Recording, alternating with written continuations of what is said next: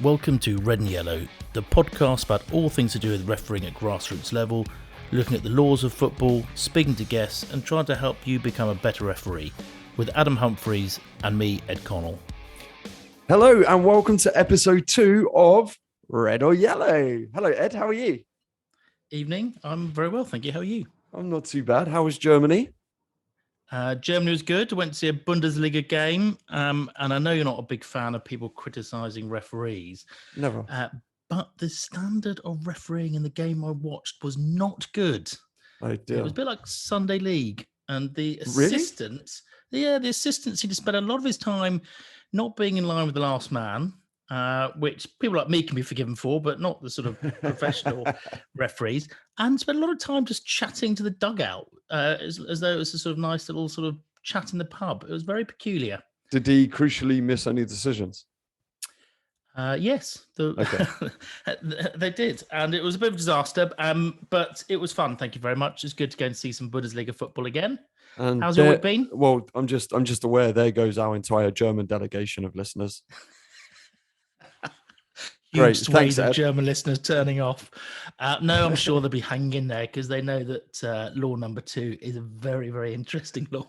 Yeah, exactly. We've got law number 2. But to answer your other question, yeah, I'm well, thanks, mate. So I've been busy since we last spoke, real busy. What have we been doing? We had grand finals here.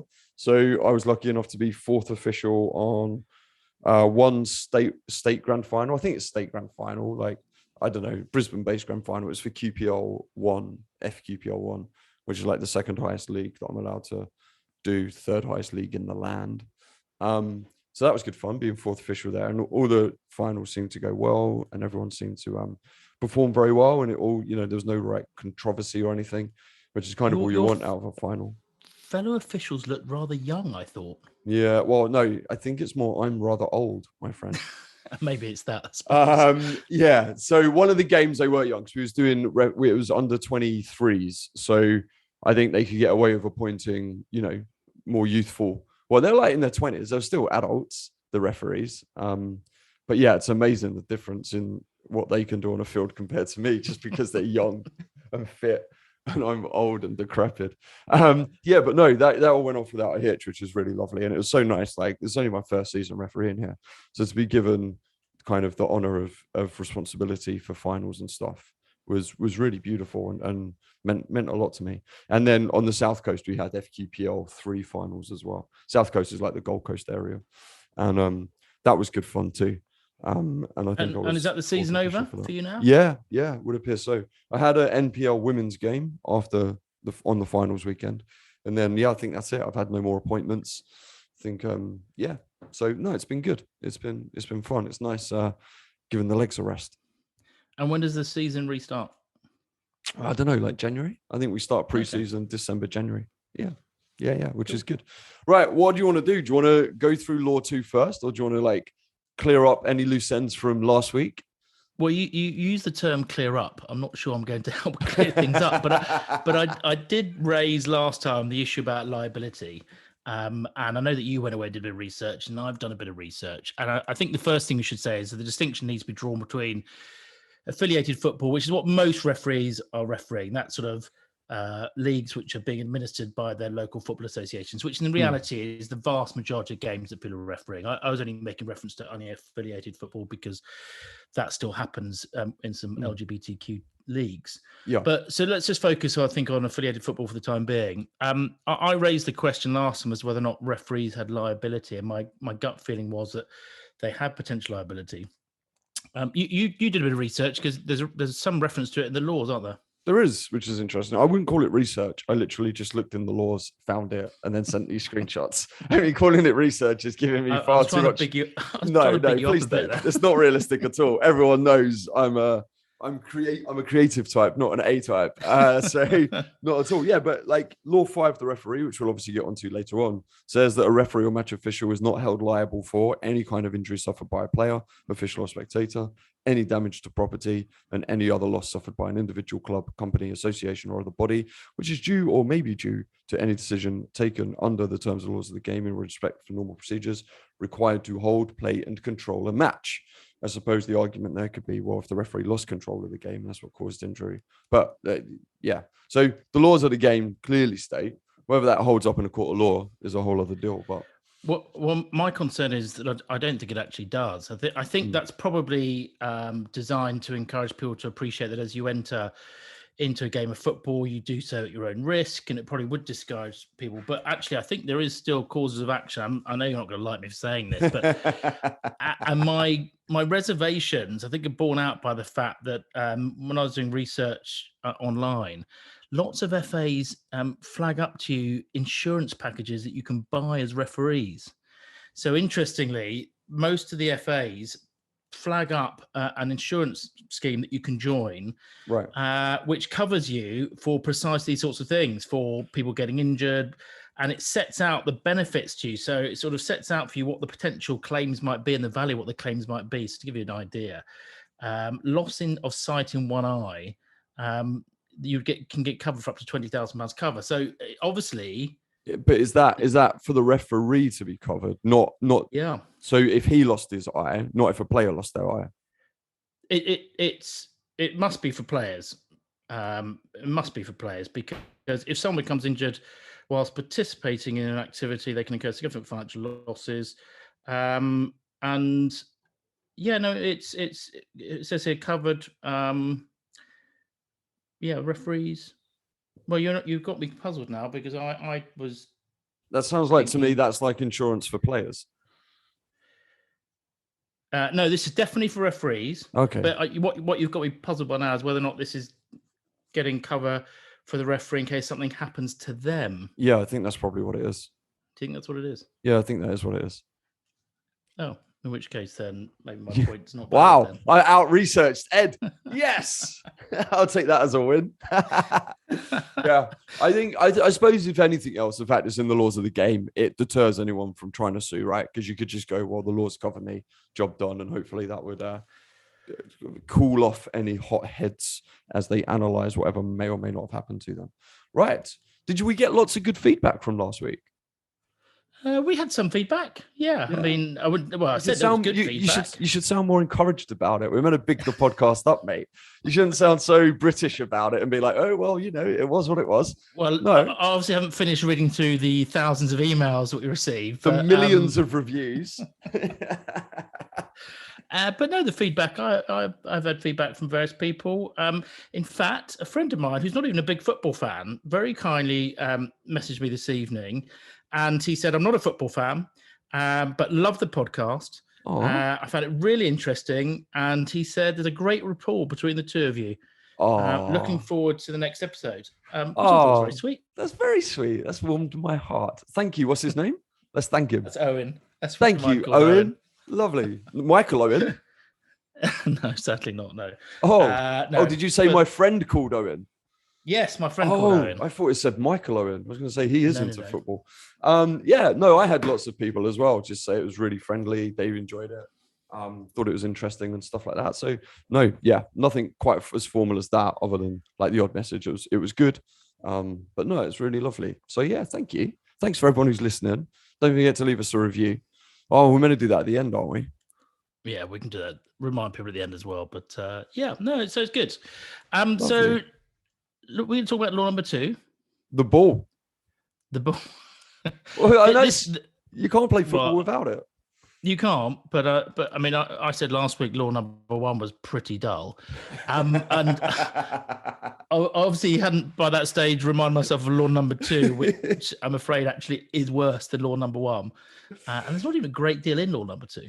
There isn't, which is quite good because it means it's short and sharp, and hopefully it will keep people on the hook to listen to next week. Which is good because I was late for the podcast. We haven't got much time this evening. Right. So the first part of law 2 is the ball, qualities and measurements. Now, like what always amazes me about this is they actually say how much the ball should weigh. So 410 grams and 450 grams in weight at the start of the match. It can be between those two. Now, I don't know about you, but I've never seen a set of scales in a referee's dressing room. Have you? No, I haven't. I think most referees do have the pressure gauge. They do. And those that don't have it should have one because it's probably one of the most important pieces of kit that you can have when you take to a game. But no, I've never seen anybody weigh them. I think everybody works on the basis that if it's branded by one of the main brands, it's I don't know what it's like in Australia, but if it's size 5 for adult football, well, then it's good to go. Well, that's the thing, isn't it? It's a bit like with the field of play. Like some of this kind of stuff is kind of out of your hands, so don't worry too much about it. Like no one's expecting you to weigh a football, and and also this isn't the BBC. You can name brands.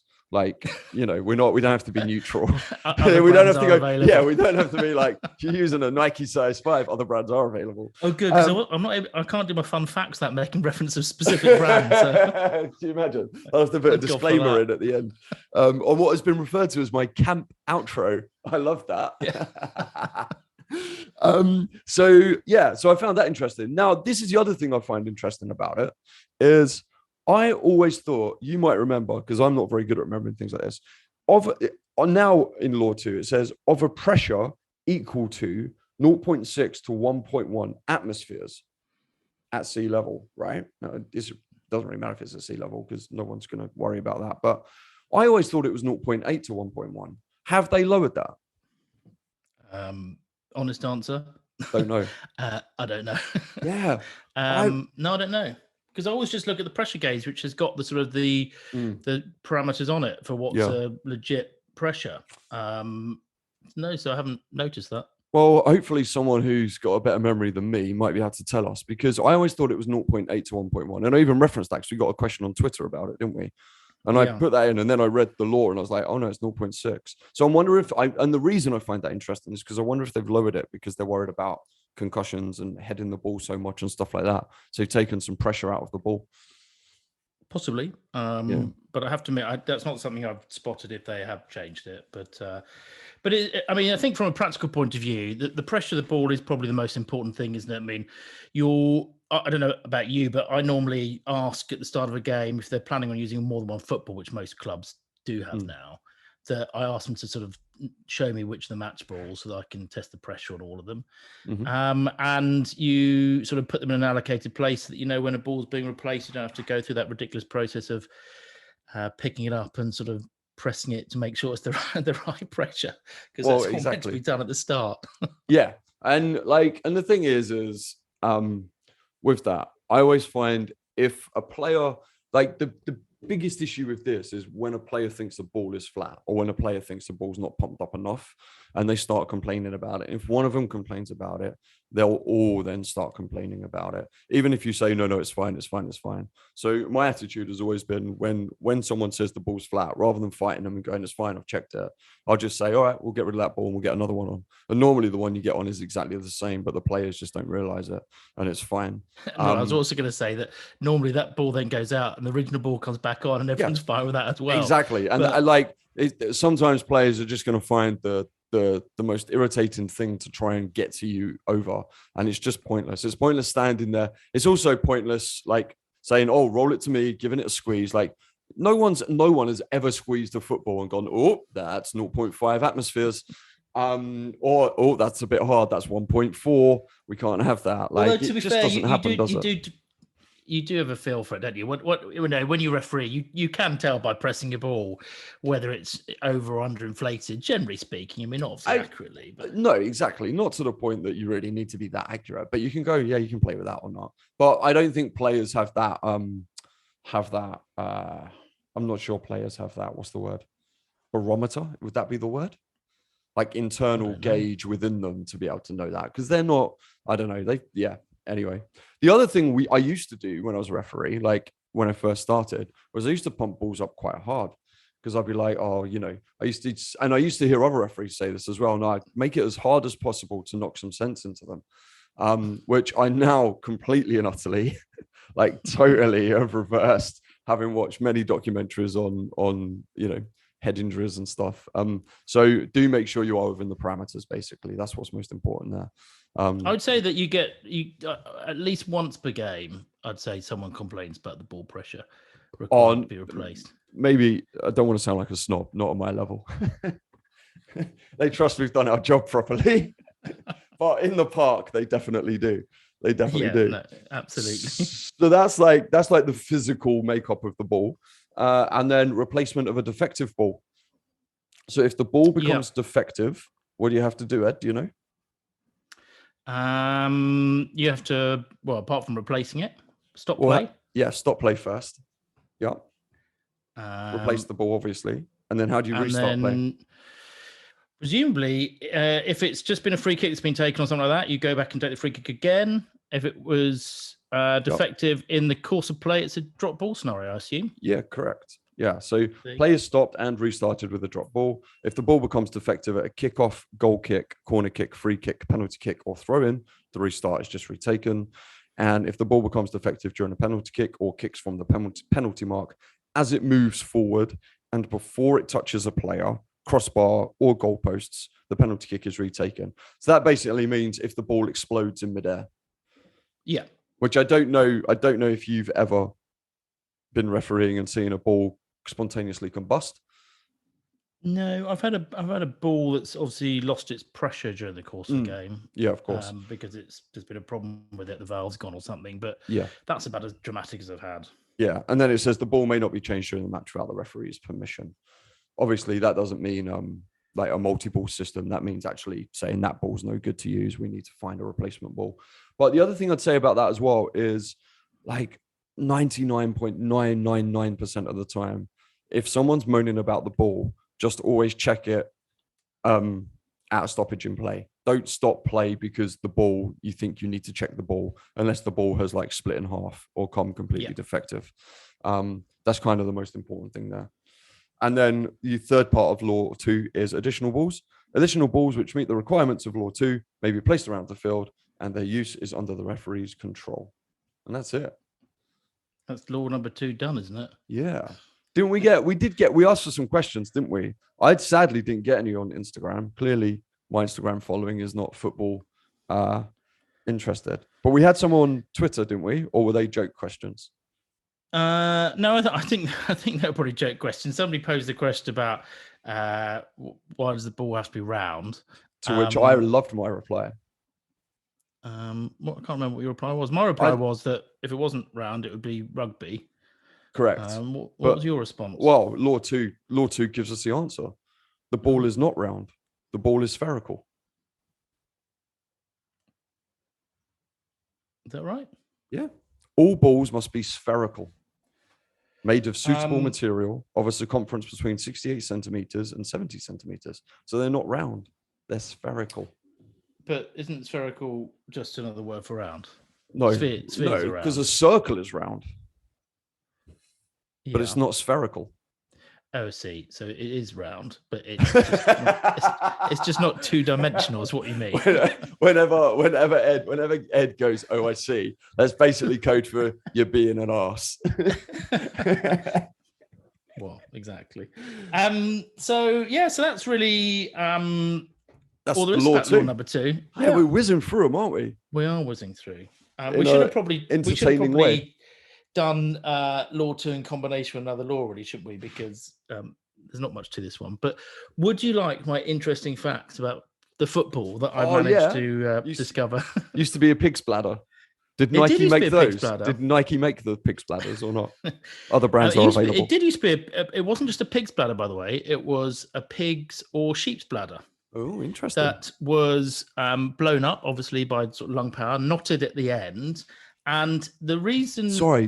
blown up by... So somebody put their mouth around a sheep's bladder and blew into it. Oh. Someone had to blow it up, yeah. Oh, imagine having to do that and then to make it a bit more durable, and here come the foundations of the football as we know it to be, a leather casing was put around it with the purpose of obviously making it more durable, because a bladder, although quite strong, isn't going to survive very long being booted about. So that's why it became encased in leather.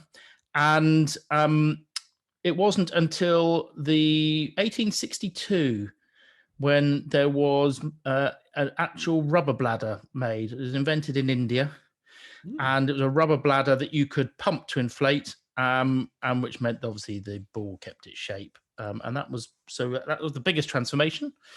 And then in the early part of the 1900s, that's when we got what we now sort of considered to be the proper football, because they started encasing the rubber bladder in stitched leather panels. Right. And apparently the biggest problem about that was that it soaked up the water. Yeah, they got really heavy. They got really heavy. And I think there was not long ago a case brought by a former Celtic player who used to play in the 1950s. And his claim was that his pre-senile dementia had been caused by repeatedly heading sodden, wet, old-style leather footballs when he was having his career in the 50s. Right.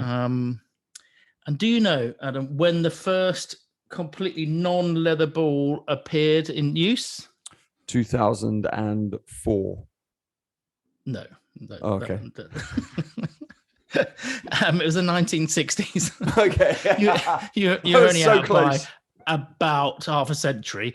And that's when it was FIFA apparently still preferred leather with a full waterproof coating. But they started allowing other non-leather balls to be used. Right. And when was the last Wait, I didn't know. Sorry to interrupt you. I didn't know footballs weren't leather anymore. Oh, that's why I went 2004. We'll come on to that in a moment. Don't second guess the next bit of interesting facts. Oh, okay. Because at school, I was always like, we always used to go, "Oh, have you got a leather football?" And like, if you had the leather ball, you were the one whose ball we played with. Well, I think there probably would have still been leather footballs because they were still around. Yeah. But what was the last World Cup in which a leather football was used? Oh, I've got to remember when the World Cups were. I reckon, well, if I was out by 50 years on the first one, let's go with USA 1994. No. So they started using non-leather footballs in the 1986 World Cup in Mexico. Oh, I wasn't so far out. That's when they started using the Adidas Azteca football. Do you remember the Adidas Azteca one, the sort of very distinctive looking football? That was the first time they'd used. No disrespect, Ed. I wasn't born in 1986. Oh yeah, forget it. I mean, I've seen the images of Maradona. Maradona punching the ball into the goal, if you want to talk about refereeing decisions. But I don't remember the Azteca ball because I was not alive in 1986. I was probably only about 2 or 3. But that, yeah, so that's when they started using the Adidas. You can't slip that in. I thought I got away with that for a moment. No. Okay, I was 14. So that's when they started using the Adidas Azteca ball. But so apparently now balls are no longer leather. Right. And there's all sorts of high tech involved. So, for example, Nike make one which is a premium carbon latex 6 wing bladder. The Reebok do one which is a microfiber composite layers with pre-lamin and Tokyo ink printing. I don't think I've ever played football with a Reebok football.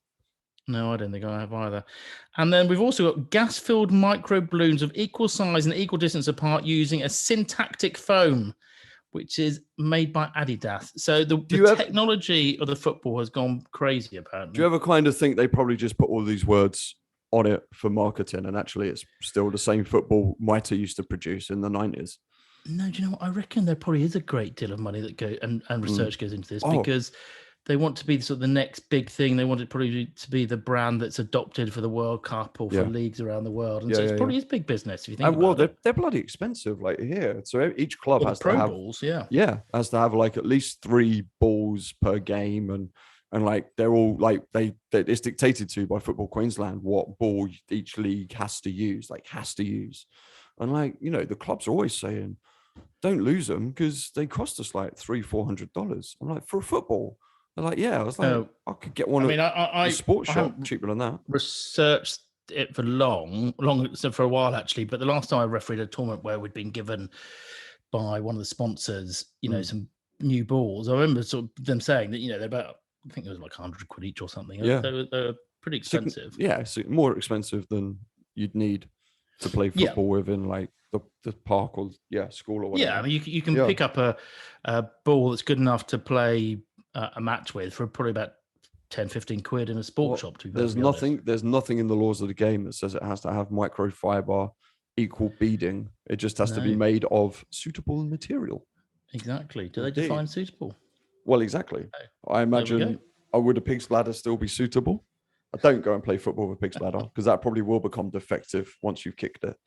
Anyway, I was rather surprised. I didn't think I was going to be able to find any interesting facts about the football, but there we go. I've managed to fill 5 minutes with my interesting facts for this week. And we've lost 15 listeners. Seek and ye shall find. Right. So briefly, I don't think this will be a brief discussion, but after our last conversation in the Premier League, there was a bit of a contretemps. That's a good word, isn't it? Contretemps about VAR, was there not? And you wanted to discuss it. Yeah, I mean, there's been some interesting developments with VAR, I think, over the last couple of weeks. I don't know whether you saw, but the Champions League, and I think Europa League for this season have introduced a new system of VAR, which is very, very good. They're focusing largely on offside decisions, and they've got the technology which basically produces a graphic which shows you which parts of the body are, beyond the line of play, and it's really good. That the idea is they're going to put it on the screens within the stadiums for the big Champions League games, and it's just very easy for people to understand exactly how the decision's been made, because they can see, right, was it a foot? Which part of the arm was, and where? And so I think that's a good development. I think the problem that we've had over the last couple of weeks is, I think it's just, I might be speaking alone, but I think there's a growing frustration about the use of VAR in the Premier League, because I don't think people really necessarily understand how it works anymore. So for example, when there's a foul and then it leads to a goal, how far back do you go to see whether or not that foul means that the goal shouldn't stand? I mean, there was a Chelsea game where there was a foul that was 40 seconds before, and the referee didn't go back. But there was another one recently where there was 20 seconds before they did go back. And I think just people don't understand anymore what VAR is being used for. Yeah, I think so. That weekend, I remember seeing a rant by Alan Shearer about it on Match of the Day, and I kind of didn't really fully understand what he was really going on about. And it's not because he wasn't being clear. I was just looking at it. Like, I looked at a couple of the decisions, and there was one, like every single decision, from what I can remember, overturned a goal that had been scored because they believed a foul had taken place, right, in the build up to the game. And I think the issue is when, like, you objectively start looking at fouls, you take away the subjective judgment of the referee in the game. So, like, what one referee might view as not a foul and has been consistent through the entire game, i.e. at a, I don't know, jumping for a ball at a goal kick or a free kick, or, a tug here or a little push there or whatever, and the referee's just trying to let the game flow.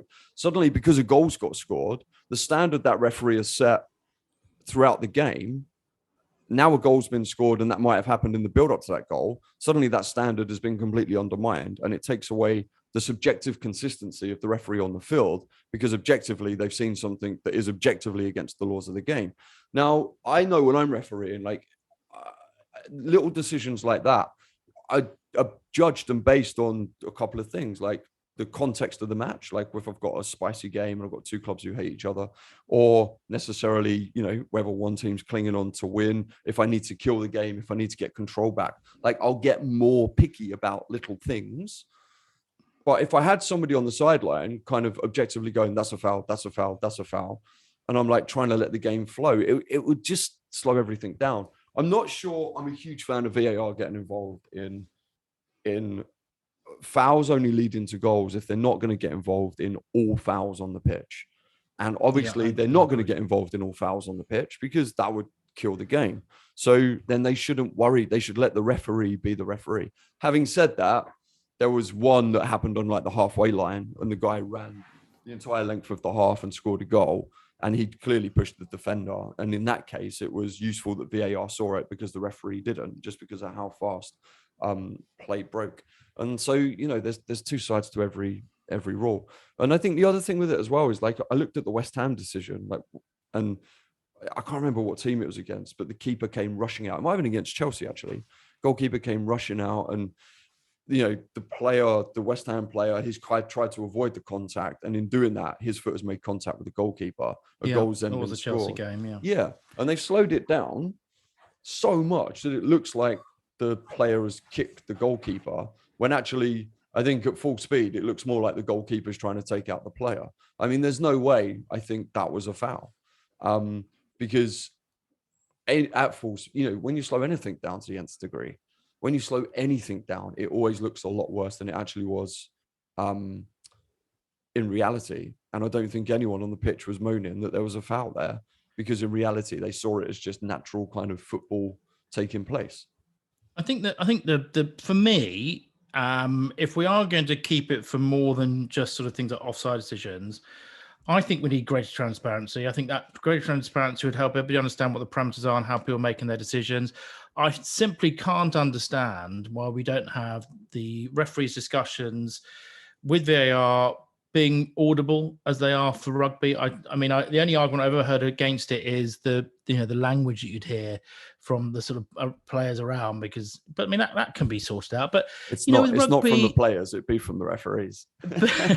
but in rugby, it's so good just to be able to hear them discussing, talking through it, and you can see how they've made their come to their decision, and it all makes sense. I just don't understand why we can't have that for football. The thing is, the big difference there is rugby is a much more objective sport. Much more objective. So in rugby, like to begin with, in rugby, you don't have fouls, right? So fouls don't occur. So you can judge a dangerous tackle, and there's parameters for that. And I don't know, but I don't think like video referees ever get involved in those decisions. They leave them to the guy on the pitch. But you can't really commit a foul, right? You can commit obstruction, but that's very obvious. Is the ball in play? Has the guy crossed him? Like, rugby is a much more black and white sport with decisions like that compared to football. And that's why you can do it a lot more in rugby, because it is more objective decisions that it's getting involved with. And that's what VAR, I think, needs to do. Like, look at tennis, for instance. When they do it, has the ball hit the net? Has the ball hit the line?